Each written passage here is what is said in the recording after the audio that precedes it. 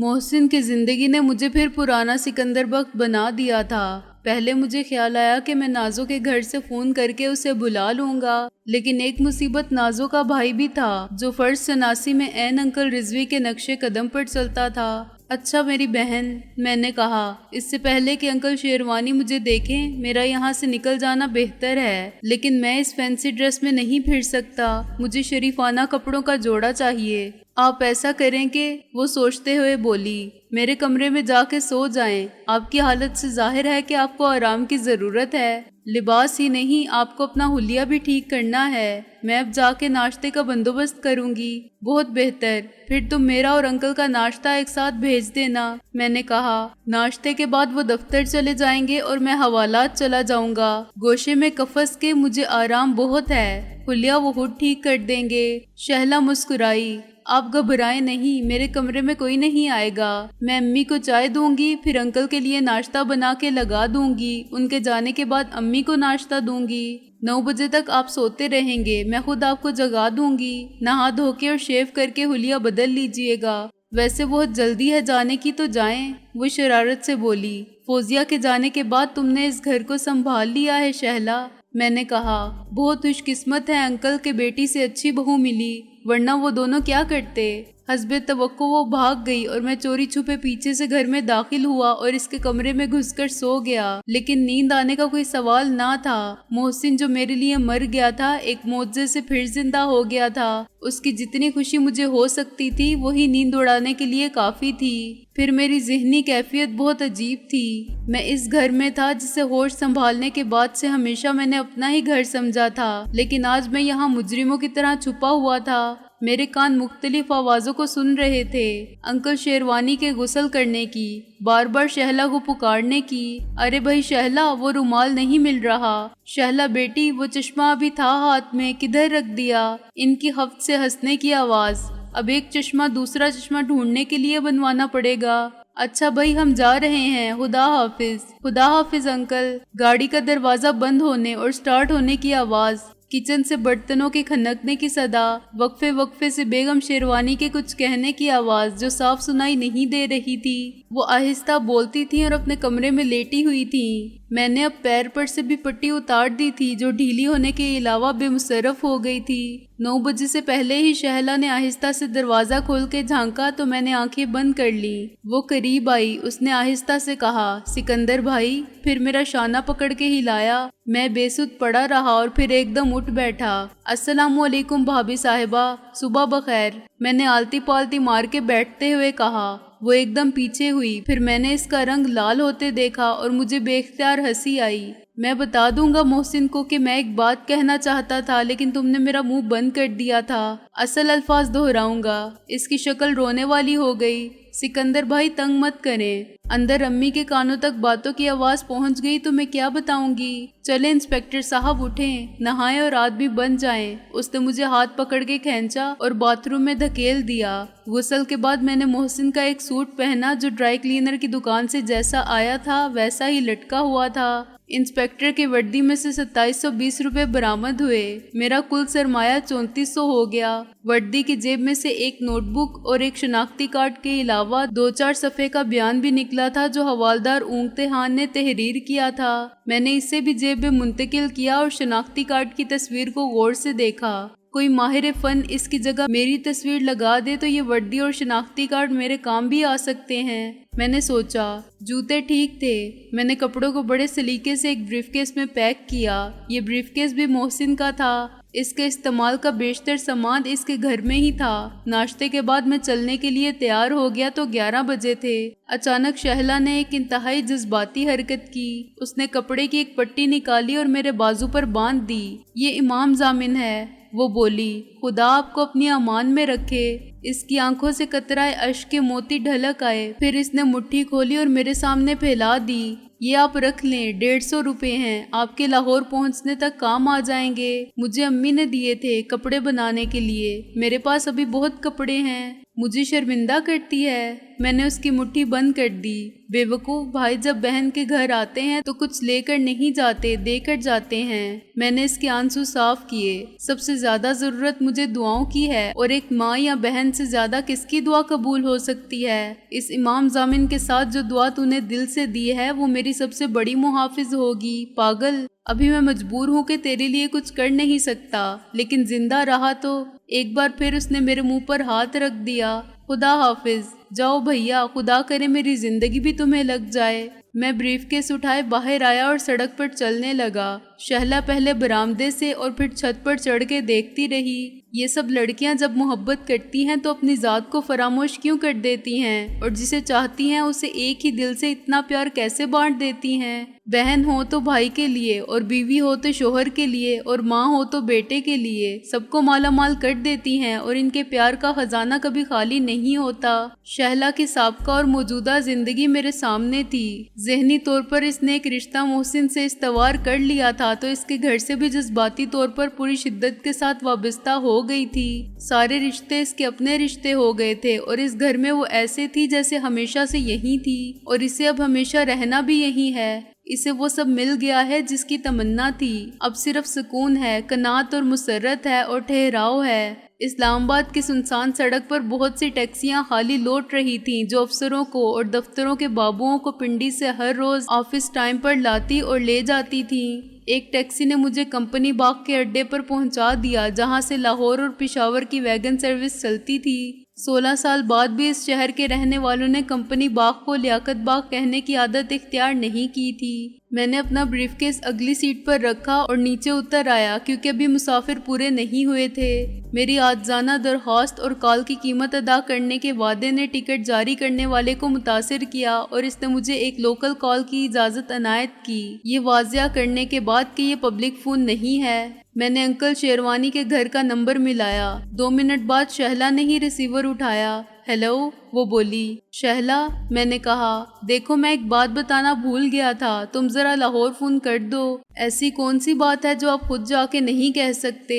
وہ بولی، بہتر ہوگا کہ تم رابعہ کو میرے پہنچنے کی خبر دے دو۔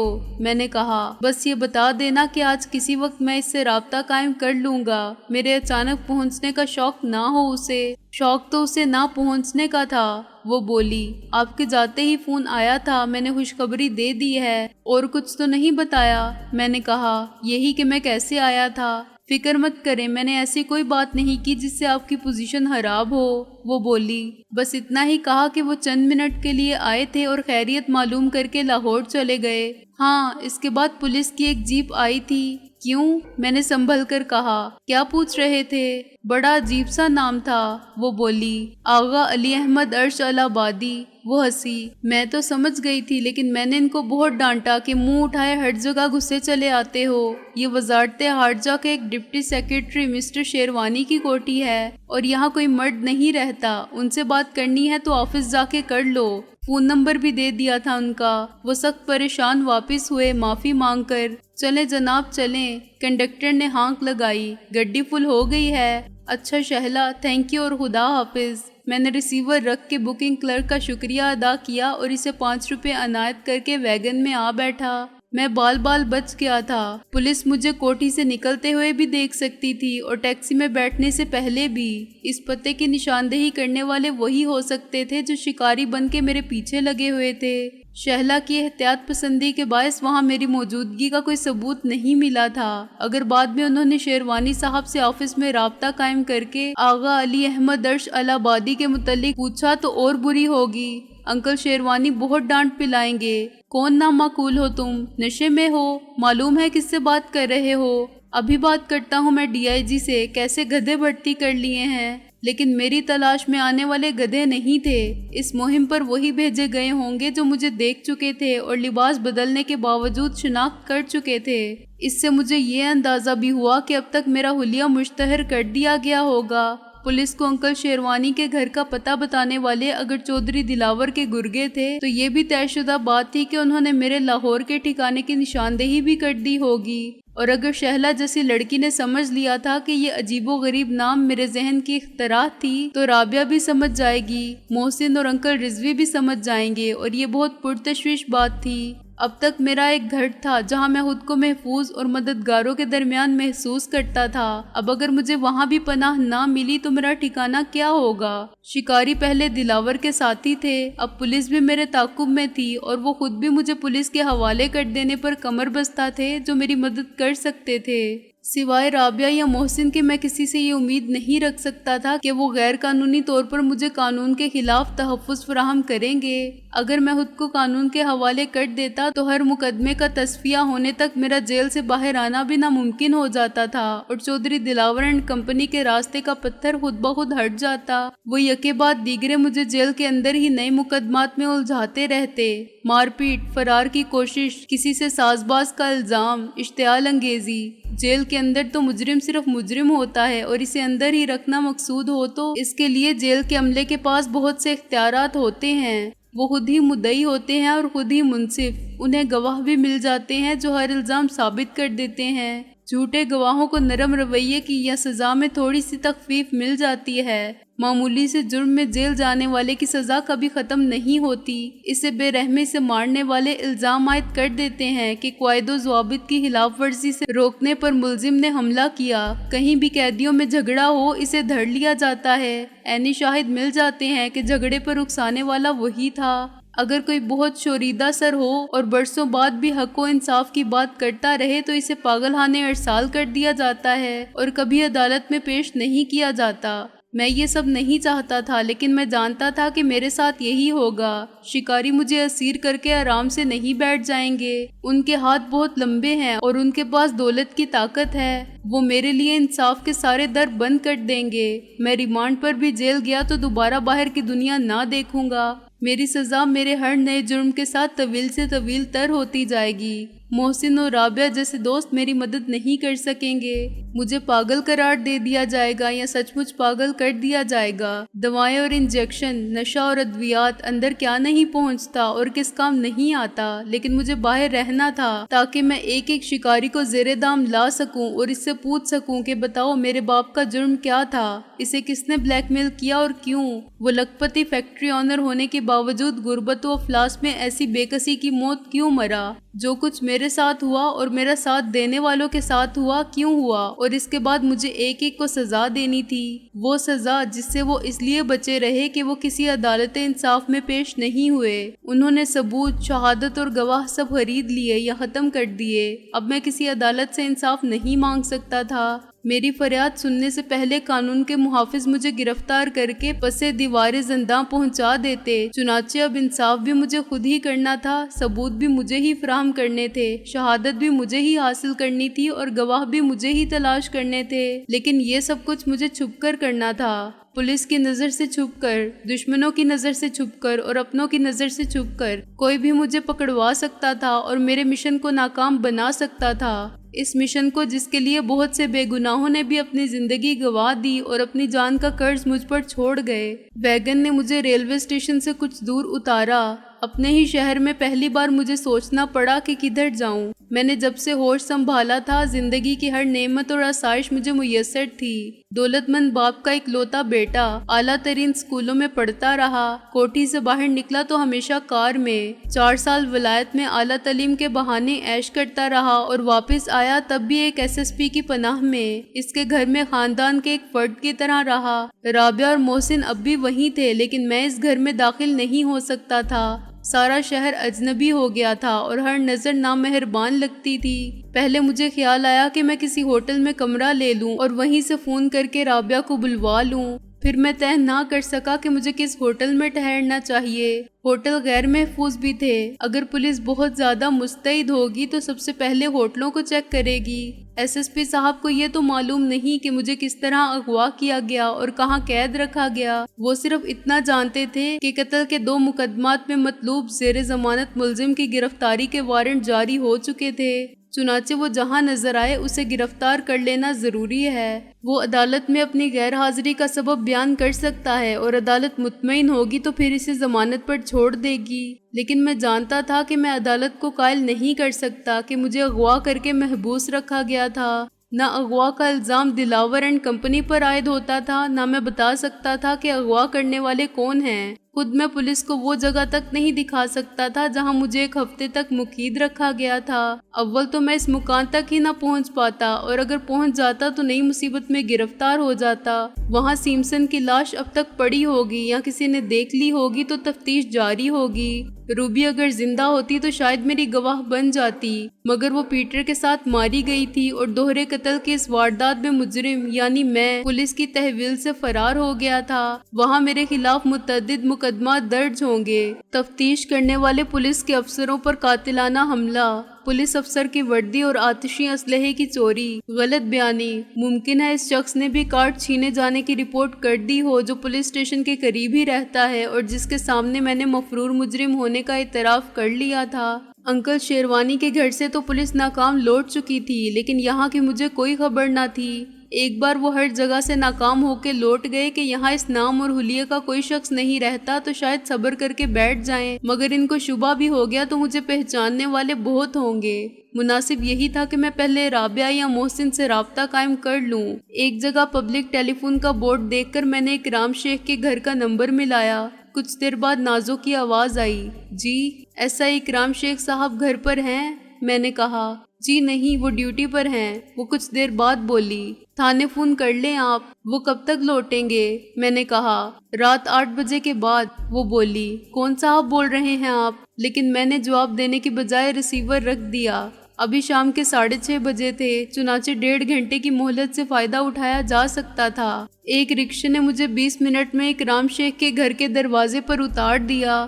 رات کا اندھیرا پھیل چکا تھا لیکن گیٹ لائٹس ابھی آف تھیں۔ روشنی برآمدے میں تھی اور اندر کے کمروں میں نظر آ رہی تھی۔ اندر داخل ہوتے ہی میرے ذہن کو ایک جھٹکا سا لگا اور میرے قدم بے اختیار رک گئے۔ پورٹس میں رابعہ کی بالکل نئی ڈینٹ پینٹ کی ہوئی فاکس ویگن کھڑی تھی۔ اس کی چمک دمک دیکھ کر میں حیران رہ گیا۔ مجھے اس کا پرانا حلیہ یاد آ گیا کہ میں نے اس کی صورت کس طرح بگاڑی تھی۔ وہ شخص یقیناً ماہر فن تھا کہ اس نے ایک ڈھانچہ نظر آنے والی کار کو ایسا بنا دیا جیسے وہ بھی شو روم سے نکلی ہو۔ اب مسئلہ اندر اپنی تشریف آوری کی اطلاع دینے کا تھا۔ ایک لمحے کے لیے مجھے خیال آیا کہ کہیں وہ رابعہ جو وکیل ہے میرے بجائے قانون کا ساتھ تو نہیں دے گی۔ پھر میں نے اس خیال کو جھٹک دیا۔ میرے لیے رابعہ صرف وہ عورت تھی جو محبت کرنا جانتی تھی اور اس محبت میں میرے لیے آنکھیں بند کر کے اندھے کنویں میں بھی چھلانگ لگا سکتی تھی۔ میں نے دروازے کو آہستہ سے دھکیلا اور دبے پاؤں اندر داخل ہو گیا۔ آگے دائیں طرف کے کمرے سے ٹی وی کی آواز آ رہی تھی، جس کا مطلب تھا کہ بڑے شیخ صاحب اور ان کی بیگم اسی کمرے میں ہیں۔ بائیں طرف نازو کے کمرے کا دروازہ بند تھا، لیکن کان لگا کر سننے پر مجھے اندر سے ان دونوں کے باتیں کرنے کی آواز آئی۔ شہلا نے فون کیا تھا مجھے، رابعہ نے کہا کہ سکندر لاہور کے لیے روانہ ہو چکا ہے۔ فون تو سکندر نے مجھے بھی کیا تھا، نازو نے کہا۔ اس کے لہجے میں عجیب دکھ بھری حسرت تھی۔ پھر کیا ہوا؟ مگر آج تو وہ شہلا سے ملا تھا، اس کی خیریت پوچھنے گیا تھا اور بالکل خیریت سے تھا۔ رابعہ نے کہا، پھر بھی اس کا یہاں آنا مشکل ہے۔ نازو بولی، وہ آپ سے ملنے جائے گا یا محسن سے؟ میرا خیال ہے وہ گھر نہیں جائے گا۔ رابعہ نے کہا، تو کہیں سے آپ کو فون کر لے گا، محسن سے بات کر لے گا۔ نازو نے کہا، یہاں اس کا انتظار بے سود ہے۔ معلوم نہیں کیوں آج صبح منہ دھوتے وقت مجھے یہ خیال آیا۔ رابعہ نے تذبذب کے ساتھ کہا، اس وقت تو مجھے شہلا کا فون بھی نہیں ملا تھا۔ تہمات پر یقین کرنا کتنا عجیب لگتا ہے، مگر کبھی کبھی تنکے کا سہارا بھی ضرورت بن جاتا ہے اور اتفاقات ایسے ہو جاتے ہیں۔ منڈیر پر کوا بول رہا تھا۔ اسی وقت بیگم رضوی نے کہا، آج کوئی آئے گا، اور میں حیران رہ گئی کیونکہ اس وقت میں بھی یہی سوچ رہی تھی۔ دن بھر عجیب سی کیفیت رہی۔ کھانا کھا کے سوئی تو بڑا اوٹ پٹانگ خواب دیکھا کہ سکندر میری گاڑی میں بیٹھا ہے، لیکن گاڑی تمہارے گھر میں کھڑی ہے۔ اٹھنے کے بعد کسی کام میں جی نہ لگا، میں یہاں آ گئی، بس ایسے ہی۔ اس کے لیے وضاحت مشکل ہو رہی تھی۔ آپ بھی یقین رکھتی ہیں ایسی باتوں پر؟ نازو نے کہا، میں سمجھتی تھی کہ بے وقوف میں ہی ہوں۔ میں جمعرات کو داتا صاحب کی درگاہ میں حاضر ہوئی تھی۔ اسی رات سکندر نے فون کیا۔ صبح ایک فقیر آیا، میں نے اسے اکرام بھائی کا ایک جوڑا دیا، پرانی شلوار قمیض۔ اس نے دعا دی کہ اللہ تیرا دکھ دور کرے اور بچھڑے ہوں کو ملائے۔ ہے نا بڑی عجیب بات؟ معلوم نہیں اس نے صورت دیکھ کر کہی تھی یا بس ایسے ہی۔ نازو جانتی تھی کہ میں رابعہ کے علاوہ کسی سے محبت کر ہی نہیں سکتا، اس کے باوجود وہ مجھے چاہتی تھی اور بڑی نیک نیتی سے اس کا اعتراف کر رہی تھی۔ رابعہ سے حسد کیے بغیر، اور رابعہ اس سے حال دل کہہ رہی تھی، رقابت کے جذبات کو بالائے طاق رکھ کر ہم پہ مشترکہ ہیں احسان غم الفت کے۔ یہ شعر ان کی ذہنی کیفیت کا آئینہ دار تھا۔ اسے بہت کچھ کہا جا سکتا تھا، فریب آرزو، سوچ کا نفسیاتی رد عمل، ٹیلی پیتھی۔ پہلے میں نے سوچا کہ باہر رابعہ کی گاڑی میں جا بیٹھوں اور اس کا خواب سچ کر دوں، لیکن رابعہ کا پتہ نہیں تھا کہ وہ کتنی دیر نازو سے گفتگو کرتی رہے اور یہ وقت ضائع جائے۔ میں تو اس نیت سے یہاں آیا تھا کہ رابعہ کو فون کر کے بلوا لوں گا، مگر وہ پہلے سے موجود تھی تو اس موقع سے فائدہ اٹھانا حالات کا تقاضا تھا۔ میں نے دروازے کو آہستہ سے دھکیلا، دروازہ کسی آواز کے بغیر تھوڑا سا پیچھے ہو گیا۔ میں نے ایک انگلی خاموش رہنے کی تاکید کے طور پر ہونٹوں پر رکھی اور اندر داخل ہو گیا۔ نازو کی پشت میری طرف تھی، اس کے سامنے رابعہ بیڈ پر پیر لٹکائے بیٹھی تھی، چنانچہ مجھے رابعہ نے پہلے دیکھا۔ اس کا رنگ متغیر ہو گیا اور وہ پلک جھپکانا تک بھول گئی۔ اس کی حالت کا یہ تغیر اتنا نمایاں تھا کہ نازو نے پلٹ کر دیکھا۔ رابعہ آہستہ آہستہ اٹھی، مگر نازو نے ایک چیخ ماری، سکندر! وہ دیوانہ وار میری طرف لپکی۔ دونوں کے رویے کا فرق وہی تھا جو ان کی شخصیت میں تھا۔ رابعہ کی حیرت اور خوشی میں متانت تھی، وقار تھا، ایک پرسکون ٹھہراؤ تھا جو جذبات کی گہرائی کا پتہ دیتا تھا۔ نازو کے انداز میں برساتی ندی کی تیزی تھی اور جنوں ہیزی۔ میں نے اسے بڑی مشکل سے سنبھالا۔ خدا کے لیے عقل سے کام لو۔ میں نے خود کو نازو کی گرفت سے چھڑاتے ہوئے سخت شرمندگی محسوس کی، کیونکہ رابعہ بت بنی کھڑی سب کچھ دیکھ رہی تھی اور اپنے ہونٹ کاٹ رہی تھی۔ ہم سے کہتے ہو عقل سے کام لو، خود کیا کرتے ہو؟ نازو نے روتے روتے کہا۔ آہستہ بولو۔ میں نے اسے پھر کرسی پر بٹھا دیا۔ میں نہیں چاہتا کہ کوئی مجھے یہاں دیکھے۔ پھر میں رابعہ کی طرف پلٹا۔ ایسے مت دیکھو مجھے، میں نے اس کے قریب پہنچ کر نرمی سے کہا۔ اگر میں آ سکتا تو کل رات ضرور آتا۔ رابعہ نے ایک گہری سانس لی اور پھر بیڈ پر گر گئی۔ کاش تم نے انتظار کرنا بھی سیکھا ہوتا سکندر، وہ بولی۔ تم کو بھی اندازہ ہوتا کہ اس میں کتنی اذیت جھیلنی پڑتی ہے۔ اس نے آنکھوں میں اتر آنے والی نمی کو ایک انگلی سے جھٹک دیا۔ میں اس کے ساتھ ہی بیٹھ گیا۔ خاموشی کا ایک مختصر وقفہ سب کی زبان بن گیا۔